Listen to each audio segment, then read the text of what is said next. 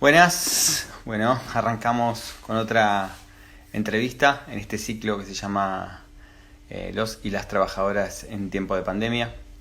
Vamos a esperar que se conecten más compañeros, como hacemos todos, y compañeras, como hacemos todos los días. Hoy vamos a tener el compañero Beto Pianelli, secretario general de AGTSIP, que es el sindicato del subte, el sindicato de los trabajadores del subte.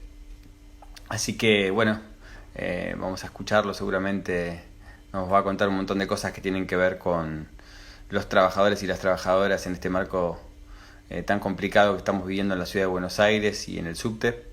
Así que bueno, eso es muy bueno. Aprovecho antes que se conecte para agradecerle a los compañeros que vienen acompañando, compañeros y compañeras que vienen bancando este proyectito de hacer estas entrevistas todos los días, 7:30, en el Instagram de la CTA Nacional. A la compañera Julieta Guarineri, que es la compañera que diseña todos los flyers que están dando vuelta por ahí anunciando a los invitados. Al compañero Fernando López, que es el compañero que hace redes sociales. Al compañero Quique Rosito, que ahí lo veo conectado, que es el compañero que coordina todo y que nos fijamos que esté bien las fotos, los cargos, ayuda, un sostén insustituible para que esto funcione.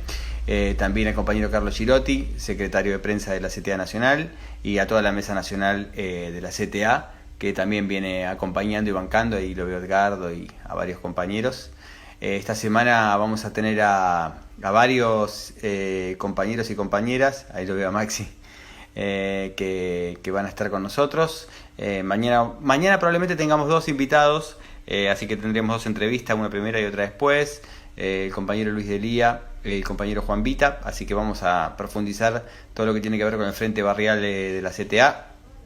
Y también el miércoles va a estar el compañero Claudio Marín, que es el secretario gremial de la CTA Nacional, compañero de FOETRA, adjunto de FOETRA, compañero telefónico.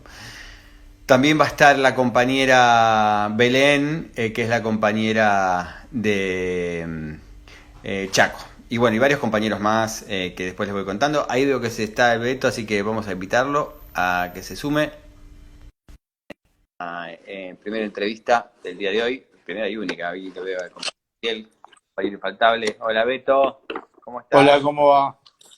Bien, Bien, ¿y bien, vos? acá andamos. Bueno. Y sobreviviendo a la pandemia. Escúchame, veo que a la peluquería no fuiste, Beto. No, yo la cumplo a rajatabla. Yo soy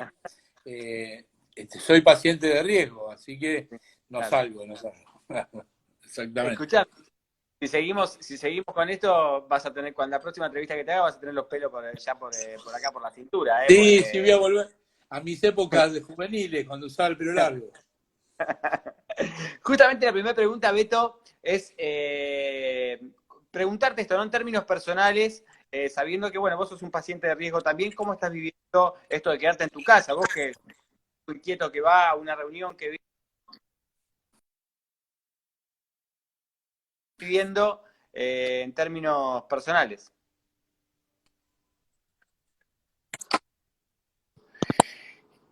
Y la verdad es que uno está acostumbrado a una persona hiperactiva, ¿viste? Salir todos los días de mi casa muy temprano y volver muy tarde. Yo no soy de esas personas que tienen vida hogareña, ¿no? Sí.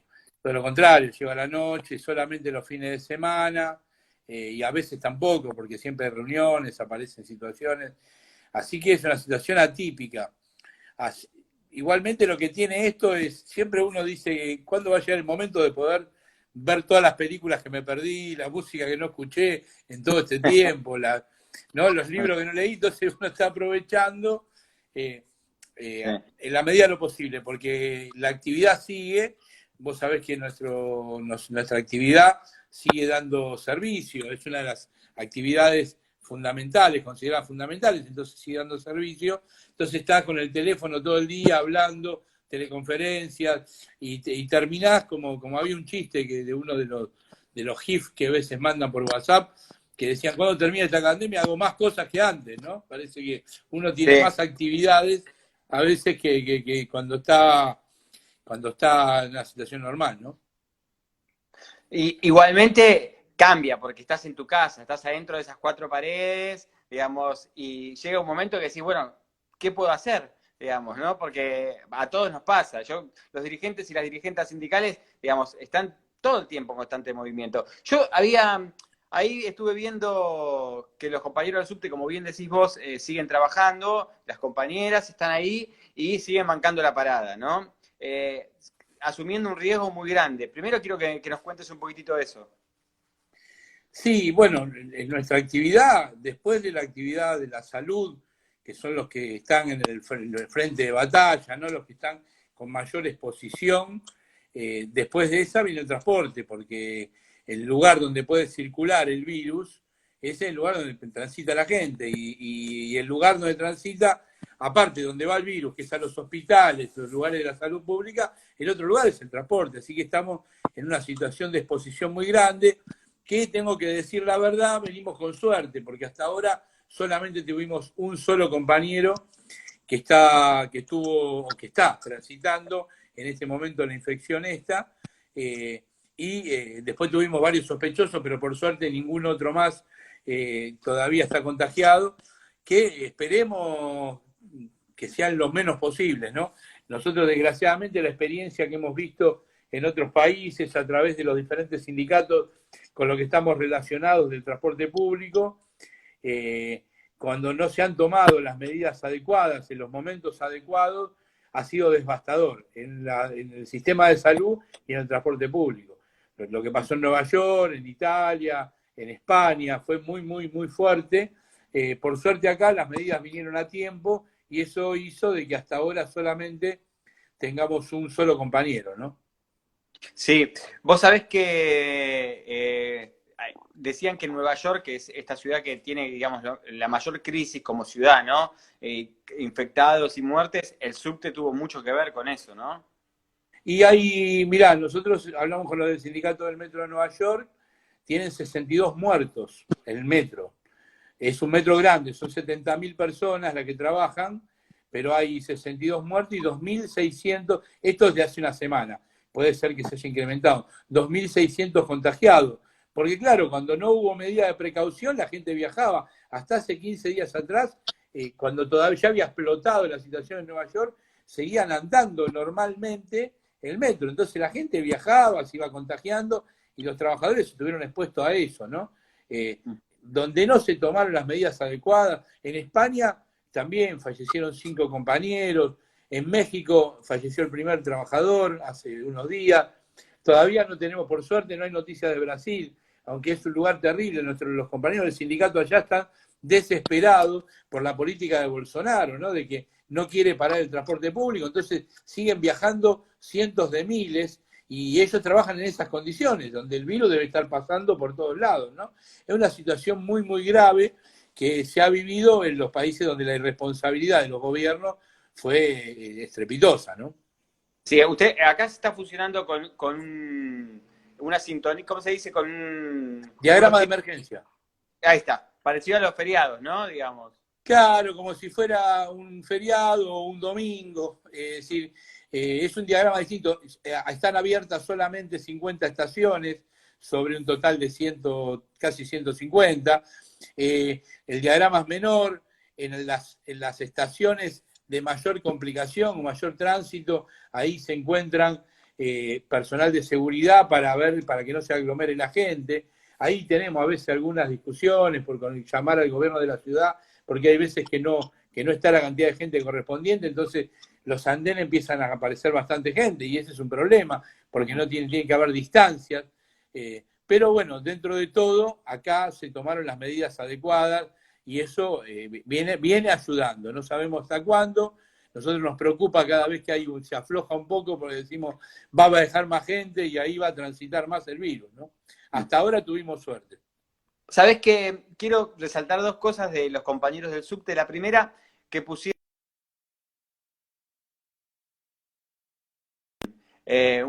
un lugar donde la gente y los trabajadores donan para alimentos y productos de limpieza para el Frente Barrial. Digamos, ya fuimos 2 veces a buscar esos alimentos y ya los repartimos y los distribuimos en los comedores del Frente Barrial de la ciudad. Resaltarlo, la solidaridad de los compañeros y las compañeras que están ahí en esa línea y en general del subte, y el otro es, hay un proyectito que están haciendo unos barbijos con las líneas de subte y también van a donar esa plata para el Frente Barrial, ¿no? Sí, en este momento aparecen esas iniciativas tan necesarias, ¿no? Eso es característica de nuestro pueblo, ¿no?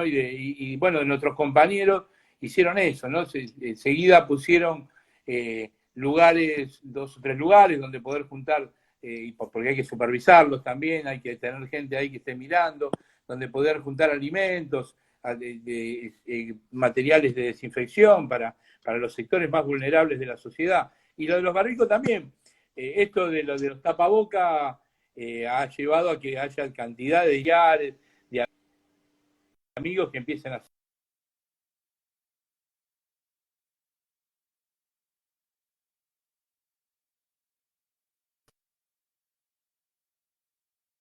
de la empresa, vos después tenés que ir a trabajar, tenés que volver a tu casa y necesitas tapabocas para poder hacer esa actividad. Y bueno, tenés que los compañeros hayan tomado esa iniciativa en los sectores que podemos colaborar, me parece que habla de una realidad que también despierta estas pandemias que son tan terribles y que azotan tan fuertemente a la sociedad. También aparecen los elementos más positivos, ¿no? Lo mejor de la sociedad también aparece en estos momentos, ¿no? No, la verdad que es más que importante porque hubo familias que no podían, porque sabemos que el gobierno de la ciudad no está entregando, por lo menos al Frente Barrial, digamos, alimentos, y digamos, si es con la solidaridad de los compañeros y compañeras que estamos bancando estos comedores del Frente Barrial. Así que eso es más que rescatable. Pregunta que hoy estuvo muy dando vuelta por todos lados, el tema de que la CGT está discutiendo una rebaja salarial para los trabajadores. Salieron varios dirigentes de la CGT que bien se puede sostener. ¿Qué pensás en relación a ese tema y cuál va a ser también la postura tuya y de los compañeros del subte? Bueno, desgraciadamente aparecen las cosas positivas y las más regresivas también, ¿no? En este tipo de situaciones de crisis aparecen sobre todo los grupos que se han enriquecido terriblemente, ¿no? Y que no quieren aportar en la medida de sus posibilidades en esta crisis, ¿no? Esto es así, porque acá de lo que se está hablando es decir, el gobierno ha dado una batería de ayuda.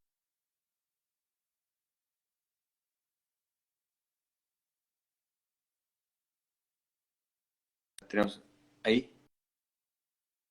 A tasa cero, que se empezaron a dar, empiezan a haber una serie de créditos y de posibilidades de subsidio, estos nuevos repro que pagan casi la mitad del salario para que puedan sostenerse los sectores los más que viven una situación más difícil.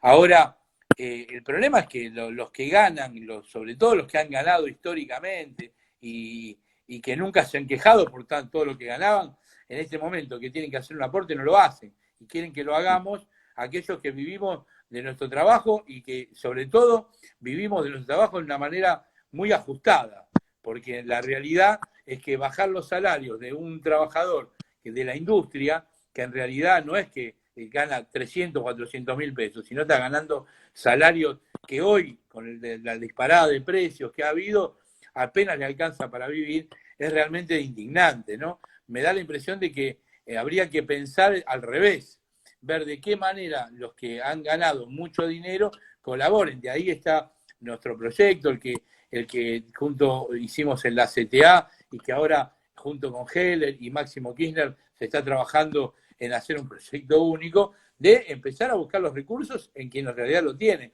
y no que que nos digan de poner el hombro en una situación tan distinta a los que en realidad lo ponemos todos los días y nunca nos llevamos nada. Es el momento de que los grandes grupos concentrados económicos sean los que financien y no sea el salario de los trabajadores, sea la ganancia acumulada, la especulativa, la que ganaron en negro de los grandes grupos los que tengan que financiar esta crisis. Por eso, que obviamente, nosotros nos parece una aberración ese tipo de actitudes, no estamos de acuerdo, no nos oponemos, sabemos que se plantean en estos momentos de crisis, siempre se tensa la soga, y bueno, me parece que hay que tensarla fuertemente, pero para el otro lado, ¿no?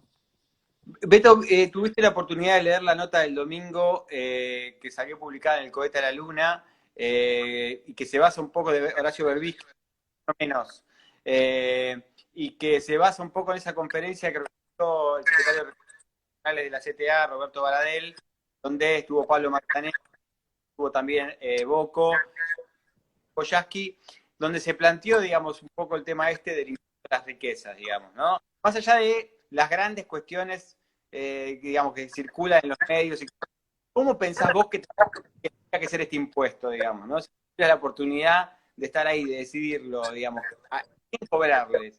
¿A las personas, a las grandes fortunas, a las grandes empresas? Yo creo que habría que poner impuesto a las personas y a las grandes empresas. Uh-huh. Son dos cosas por dos vías distintas. Todos sabemos que la relación de fuerza a veces te hace de que hagas lo que puedas y no lo que quieras. Si vos me decís quién hay que poner muy fuertes impuestos a las grandes fortunas y muy fuertes impuestos a las empresas que siguen ganando, por ejemplo, las alimenticias. Bueno, ahí en la nota, como vos bien lo decís, dicen que hay Mazzanelli, sobre todo, planteaba de que había grandes empresas que estaban haciendo mucha guita, es que todos están perdiendo. Y algunos que están ganando, la están ganando y de a pala. Uh-huh. Bueno, yo creo que hay que poner a los dos. Lo ideal sería poner a los dos. Y creo que había que ser más duros con las empresas que no cumplen con las resoluciones que el gobierno va tomando, es decir, con los DNU. Digo, una empresa que hoy en día, frente a la previsión de los despidos, despide igual, hay que ser durísimo. Es una situación excepcional. Entonces hay que ser muy, muy duro. Con esas empresas habría que discutir qué tipo de sanciones o en el peor de los casos, expropiárselas. Son empresas que hoy en día, no, en la situación que vivimos, nadie puede hacer lo que quiere. Si vos mañana vas y haces una medida, una locura, salís a la calle, organizás una concentración, te va a caer todo el peso de la ley porque estás poniendo en riesgo la vida de los demás. Y acá es lo mismo, las resoluciones que toma el Poder Ejecutivo son un conjunto de resoluciones, tanto sociales como económicas, que afectan al conjunto de la sociedad. Entonces, no se puede permitir que haya empresas que hagan lo que quieran, que despidan o que suspendan y que no, sin coincidencia con nada, violando las normativas que da el gobierno. Otra cosa es, como vos decís, si van después acuerdan, es otra discusión. Uno puede estar no de acuerdo, pero es una determinada manera o legal de poder resolverlo. Ahora, es distinto cuando hacen lo que quieren, y hay empresas que hacen lo que quieren, y eso hay que caerle durísimo con todo el peso de la ley, ¿no? Sí, la verdad que sí, creo que es un momento, aparte político, que permite dar esta discusión. Por eso es muy interesante ese debate. A los que no lo vieron, se lo recomiendo. Están dando vuelta ahí, está en YouTube, está en la página internacionales de la CTA. Es muy interesante la postura de Boco, muy interesante la postura de Manzanelli, y bueno, de Hugo, por supuesto, ¿no? Pero es hiper recomendable para poder profundizar ese debate. Bien, el gobierno nacional, digamos, ya aplicó medidas para paliar un poco en los sectores más críticos de la sociedad, los 10.000 pesos para los trabajadores no registrados, bueno, distintos tipos de medidas. Primero, ¿qué pensás de esas medidas? ¿Cómo habría que profundizarlas? Y, digamos, si tiene, digamos, el gobierno nacional no está tomando ese tipo de medidas, todo lo contrario, digamos, ¿qué pensás en relación a la postura de Larreta, ¿no? A veces tan cercano a Alberto, pero en realidad las medidas que toman la ciudad no son tan parecidas. No, mira, primero esas medidas son súper necesarias, ¿no? Acá venimos un poco atrasados en relación a lo que se está planteando en el mundo. Digo, las discusiones políticas que están planteadas en el mundo, hace 20 minutos me acaba de mandar un compañero que vive en Estados Unidos, que su esposa está suspendida, y el gobierno le acaba de mandar, firmado por Donald Trump, ¿no? Es decir, una nota donde le depositan $3.500 para paliar la crisis.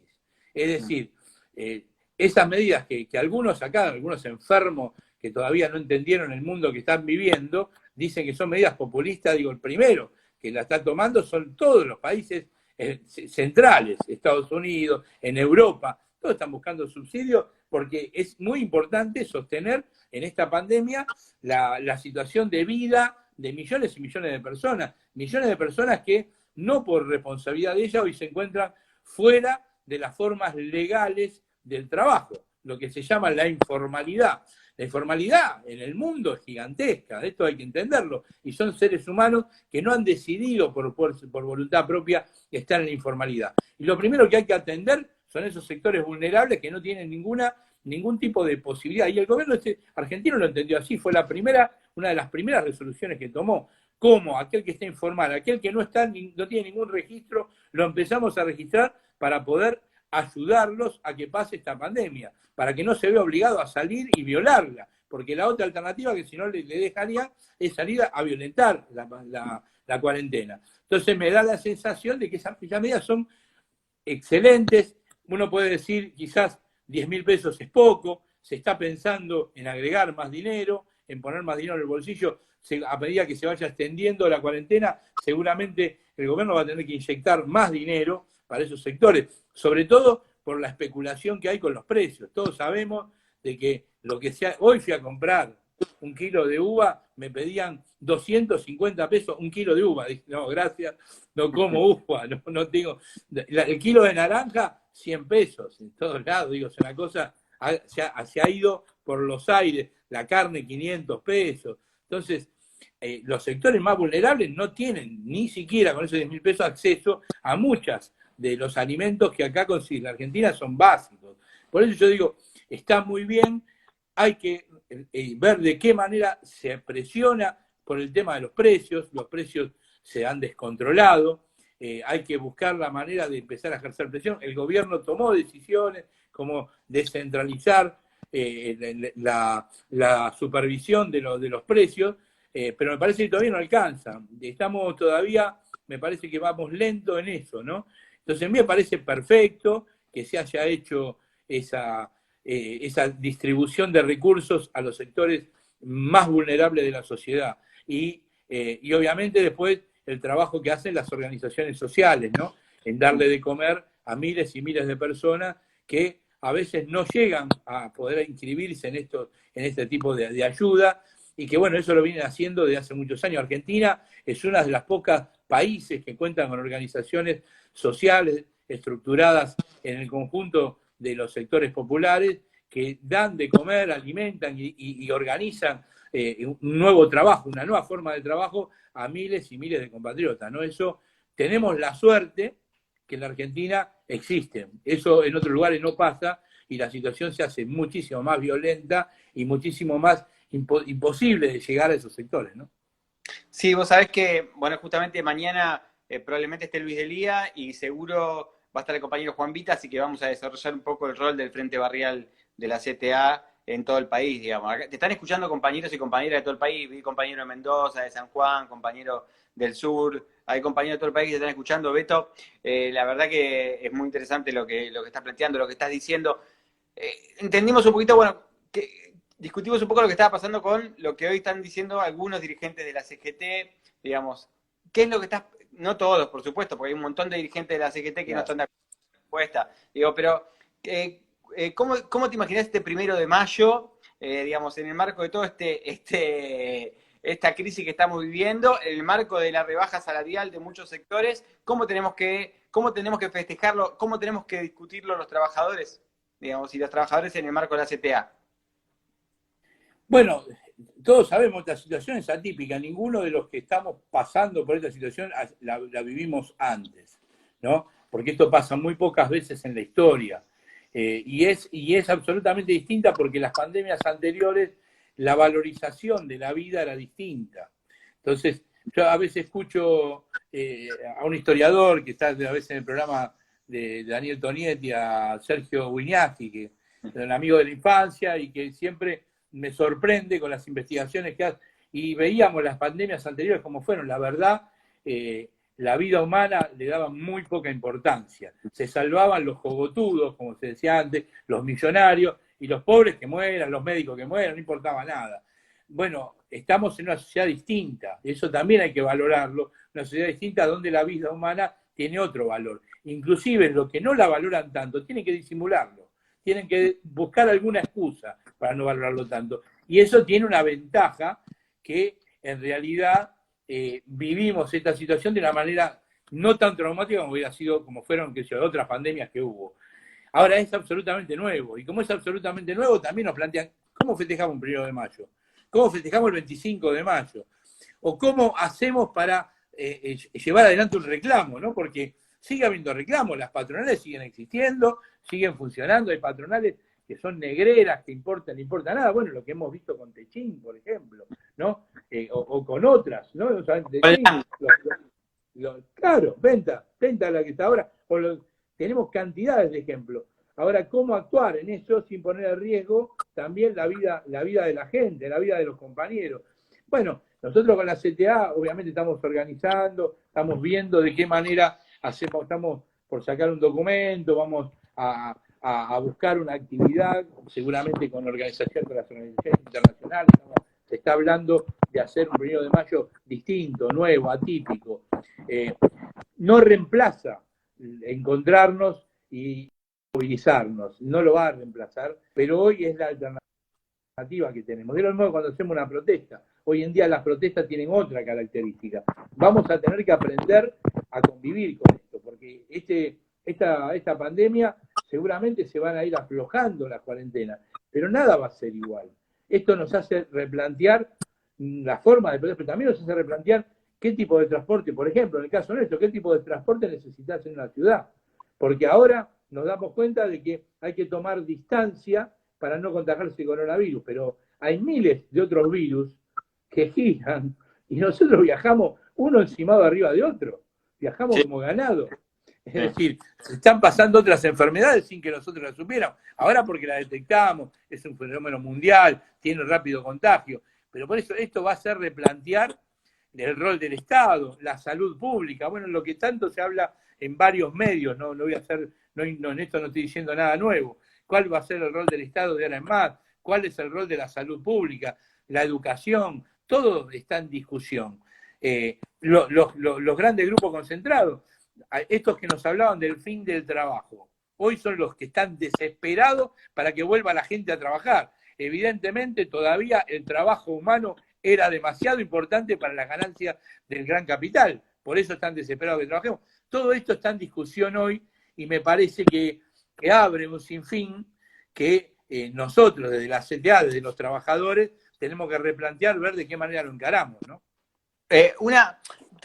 Tengo la dicha de poder participar y compartir con vos la Mesa Nacional de la CTA. La otra vez vino el ministro de Trabajo antes de la pandemia y se generó una discusión posterior, digamos, donde vos hiciste un planteo que es muy interesante y me gustaría si podés desarrollarlo, que sea un poco, que es el tema de trabajar menos horas, repartir el trabajo, para que haya trabajo para todos, digamos. Bueno, es algo que los compañeros del subte lo vienen diciéndose mucho, más por el tema del trabajo insalubre, pero, digamos, es algo que es una idea que la vienen desarrollando. Contarnos un poquitito de eso.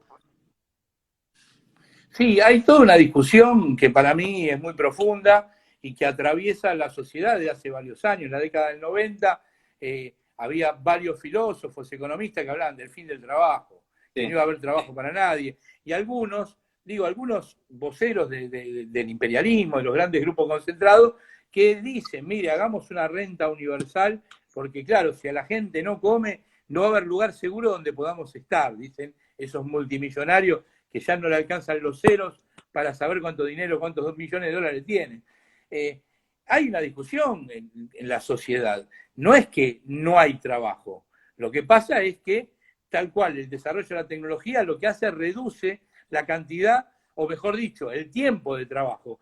Y lo que hay que buscar en realidad no es que haya trabajadores de primera y trabajadores de segunda, que los trabajadores que trabajan tengan salario, condiciones laborales, como vos, yo, tenemos obra social, tenemos jubilación, y el trabajador precarizado, en realidad no va a tener nada de eso, es un trabajador de segunda.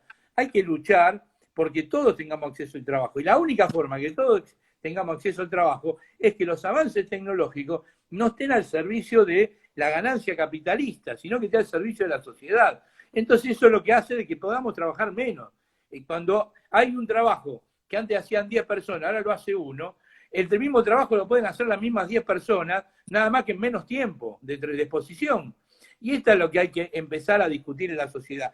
La Argentina, con todos los avances, no hay discusión sobre que en la Argentina las condiciones laborales en relación a otros países son mejores. No vamos a discutir eso porque tiene que ver con una historia, sobre todo el movimiento sindical argentino, de 50, 70 años de historia, 80 años de historia, y de la defensa incondicional de la estructura sindical argentina. Que sería largo, todo un tema discutir eso.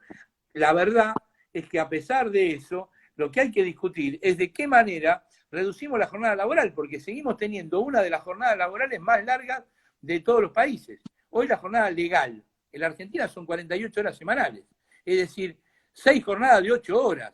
Uno puede decir, Piñera, que es un neoliberal, que en crisis, en descomposición, la redujo a 40. Y esto es muy importante, que es lo que le planteábamos al ministro, porque si vos reducís la jornada a 8 horas, para 40, ni hablar a 36, la hora extra, hasta, si tenés necesidad de hacer hora extra, sale más cara. Entonces el patrón piensa, voy a pagar una hora extra más cara o tomo otra persona. Lo va a replanteárselo. Y es más, la Argentina tiene legislada una limitación para las horas extras, que no se cumple.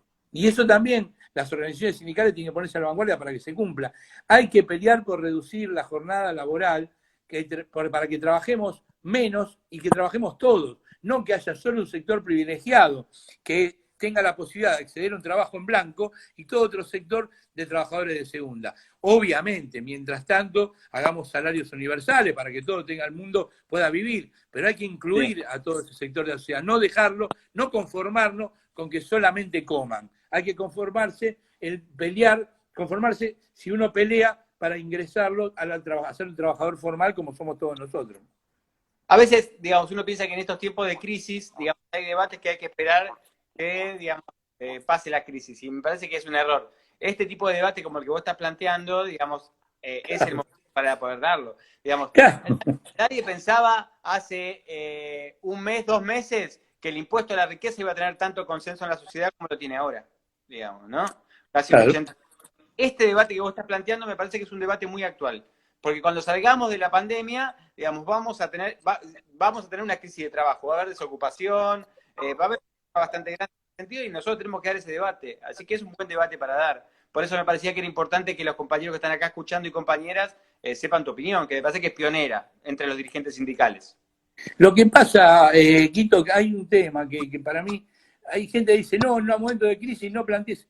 En los momentos de que no hay crisis, todas estas propuestas, lo que prima es la actitud conservadora, no hay nada que se pueda hacer, porque cuando no hay crisis no pasa. El problema es cuando hay crisis se puede discutir, todas las propuestas que son irruptivas, que son transformadoras, se pueden discutir en un momento de crisis, porque está la posibilidad real y la necesidad de hacerlo. Cuando salgamos de la crisis, vas a necesitar, porque va a haber mucha gente en la calle. Estados Unidos se habla de 20 millones de desocupados. Sí, ¿De qué manera salir de la desocupación? Roosevelt, en el gobierno de Roosevelt, porque muchos no estudian lo que le conviene. El gobierno de Roosevelt no lo estudian. El gobierno de Roosevelt era eso. Él llamaba a sindicalizar todo. Empresa que permitía la sindicalización le reducía los impuestos. Hacía trabajar los puentes, hizo miles de cosas, trabajos que parecían innecesarios. ¿Para qué?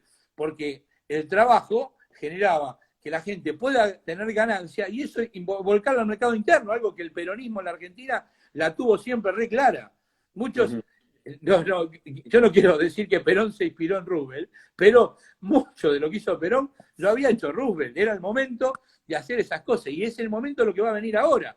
El gobierno va a tener que intervenir, va a tener que dar trabajo. Hay que discutir, ¿por qué la siderurgia está en manos privadas?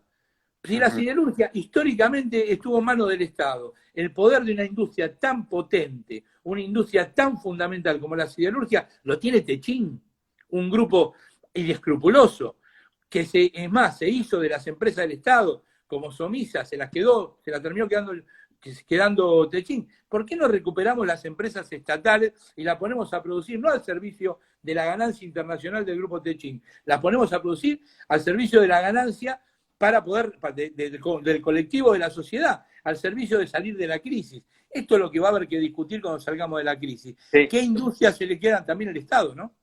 Sí, como la Junta Nacional de Granos también es un punto para poder discutir. Ahora, ahí mandaba un mensaje el secretario adjunto de la CTA Ciudad, Manolo Sueiro, y hablaba sobre un proyecto que está dando vuelta en la legislatura de emergencia económica, la legislatura de la Ciudad de Buenos Aires, que habla de un proyecto, digamos, que habla directamente de que escalonar los salarios de los trabajadores en la Ciudad de Buenos Aires. No sé si llegaste a leerlo, lo viste, ¿qué pensás de eso? No, escuché algunos comentarios, todavía no lo pude estudiar. También en esos comentarios llegaron de algunas versiones de compañeros legisladores que dicen de que eso lo estarían sacando, no se sabe muy bien. Pero escalonar, el problema es para qué escalonar. Si lo que están buscando es reducir el salario, obviamente se van a enfrentar a una sociedad. Vas a reducir el salario de un estatal con lo que ganan los estatales, de un docente. Vos sos docente. Digo, sí. ¿Cuánto te pueden reducir el salario? Digo, ¿cuánto? Ese no es el lugar donde ir a buscar recursos. Es una forma equivocada de mirar la crisis. La crisis solamente ya hay que buscar recursos donde en realidad lo hay, no bajando el salario para que haya menos consumo. Lo que vamos a hacer es que haya cada vez menos consumo, que la gente obviamente salga a pelear, porque te puedo asegurar que en la Argentina nadie acepta que le bajen el salario. Eso está claramente demostrado, de que la gente cuando le bajan, está todo muy lindo, pero cuando me bajan el salario salgo a pelear, y peleo como gato panza arriba. Y me parece que si intentan ir por ese lado, lo que van a generar es una crisis de índole social que va a tener respuesta de parte de los trabajadores, ¿no? Sí. Bueno, Beto, la verdad que hiper interesante todo lo que estás planteando. Para terminar, un poco ya lo dijiste, pero a ver si lo podemos profundizar un poquitito más, la salida de la pandemia, ¿no? Empieza la apertura, no solamente salir a caminar o salir con los chicos a dar una vuelta o salir a hacer deporte o volver a los puestos de trabajo. ¿Cómo crees que, qué cambios crees que en la sociedad puede llegar a pasar?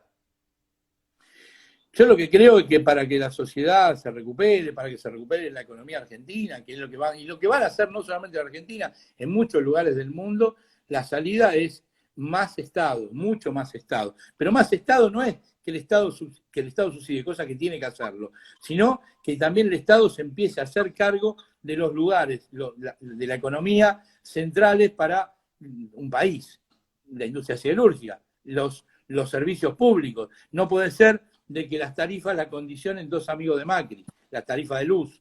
Eso tiene que volver a lo que en algún momento, cuando la Argentina estuvo entre los países más importantes del mundo, donde parecía que íbamos a entrar a ese grupo selecto de países, fue cuando los servicios públicos tuvieron manos del Estado, cuando la Argentina empezó el Estado a tener industria pesada, cuando empezó a tener siderurgia, y eso creo que es la salida de la que vamos a tener que tomar. Si no vamos por ese lado, la crisis va a ser devastadora. Yo confío en el gobierno, creo que el gobierno está haciendo las cosas bien, creo que va en ese camino.